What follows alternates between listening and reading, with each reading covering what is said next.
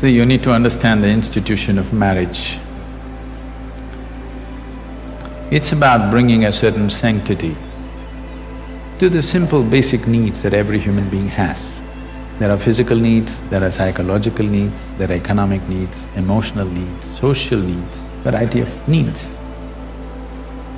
To fulfill all these things, we set up an institution called marriage where all this can be conducted in a sensible manner.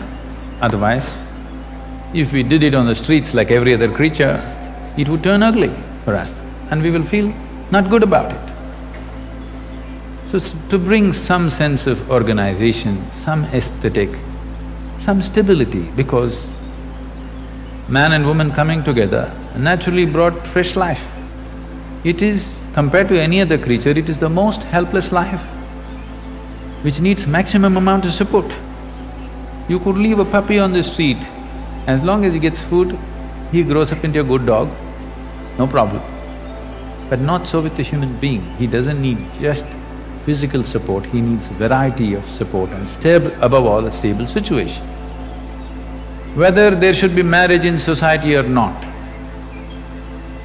one will debate when they are 18, because physical body is asking for freedom, all right? At that time, everybody questions, is marriage really needed? Why can't we just live whichever way we want? But when you are 3 years of age, you valued marriage immensely, a stable marriage immensely, isn't it so? Yes, sir? Again, when you become 45, 50, you're 100% for marriage. Between 18 and 35, you're questioning the whole process. Because where the physical body is dominant, at that time, if you give in to that, then it will question every institution. This is hormone-fired freedom, okay? Your intelligence has been hijacked by hormones, so you question the fundamentals of everything. I'm not saying marriage is the thing, but do you have a better alternative? If you have a better alternative, damn the marriage. But you have not come up with a better alternative, because a stable situation is a must. For a child, once you have a child, it's a 20-year project. Your whims and fancies will change, your emotions will change. If that is what it is, don't get into such situations. It's not compulsory for everybody to get married. It's good, young people, you're saying people are thinking whether to get married, and I'm glad. It is not necessary for everybody. But if you get into it, and especially if you get into children, you must understand it's a minimum 20-year project, whether you like it or you don't like it. Otherwise, you shouldn't get into those projects. You don't walk into your project, drop it halfway and walk away, isn't it? It's your choice, but at least choose consciously. You don't have to get married because everybody is getting married. You don't have to talk about marriage and divorce in same breath as if they come together. This is a completely an American idea, you're thinking of marriage and divorce together. Nobody thought of divorce in this country till recently, isn't it? So, if it happens, if something happens, something truly went wrong between two people and they have to separate, that will anyway inevitably happen. You don't have to plan it at the time of wedding. Why should you ever talk about marriage and divorce in one breath? It's a crime. See, when you say love,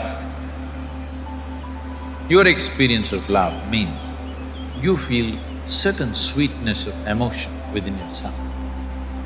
Either by looking at this person or this person or this person, we don't know who stimulates this in you. It doesn't matter who helped you, but essentially it happened within you, isn't it? It's wonderful that you're experiencing such sweetness of emotion, stimulated by somebody. You are using the other person as a key to open up an experience within you, essentially. I'm asking you, why are you using a key when there is no lock, when there is no door, when there's no any kind of barrier? It is just that you are a push-start machine. I'm asking, would you like to upgrade your technology that you are on self-start? If you wake up in the morning, you are overflowing with joy and love and exuberance by yourself. You don't need anybody to stimulate you. It's very important you're a self-start machine. Otherwise, after some time, you try to extract happiness from the other person. That is when these love affairs become tedious and horrible, because you're trying to extract happiness from the other person. No, life should be like this. When it comes to joy, when it comes to love, when it comes to exuberance of life, you must be the source of this, isn't it? You must be the source of this. Well, other things are shared in life. There are two ways to enter into a relationship. One way is because you want to extract something from somebody. Another way is because you want to share something with somebody. These are two ways. If you're out to share, your life will be good. If you're out to extract, when they close the tap, it's going to get terrible and nasty. You have seen people who thought they're absolute lovers, how terrible it becomes for many of them. Not because there's anything wrong with them, simply because you started off on the wrong footing, thinking, this person is the source of my joy. No. Joy or misery, the source is within you. Yes or no? Whether it's joy or misery, the source is within you. It's for you to decide. If you're a joyful human being, they will also want to be with you. If you're a misery, they will endure you for some time. So, I love you for a whole lot of people is like that, open sesame, you want to get something, maybe your needs are physical, psychological, emotional, financial, social, or we don't know what else. You have needs to fulfill. So you use this mantra and it works. Half the time it works, okay? I'm saying, it's important.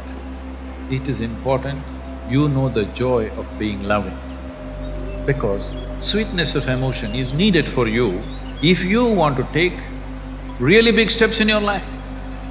If you do not have sweetness of love in your heart, believe me, if you try to take big steps in the world, particularly in India, you will end up frustrated and go to Canada. In Canada, you meet only moose in most of the countries, so it's okay. See, marriage is not a commodity that you carry on your head, but many people carry it on their head. It's just an arrangement, so that socially there is some sense to the way you fulfill the needs that you have.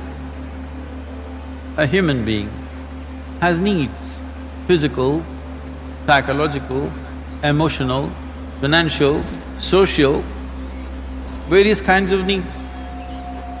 To fulfill these things in a dignified manner, we came up with something called marriage, so that it is fulfilled within a framework. Your desires don't run wild and disturb everything in the society, some kind of a framework, so that it can be conducted in a sensible manner.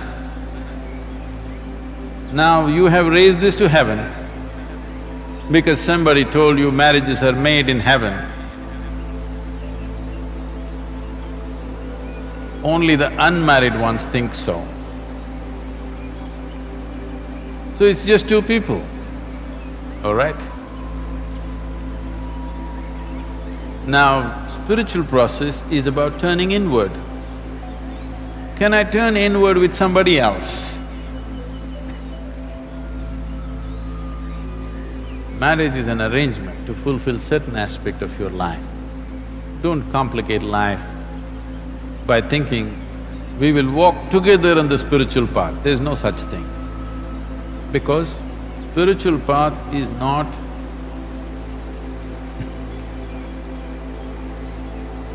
the path that you take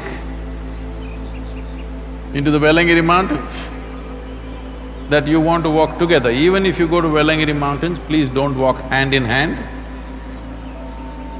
It's a narrow pathway and it's not an appropriate way to walk in the forest.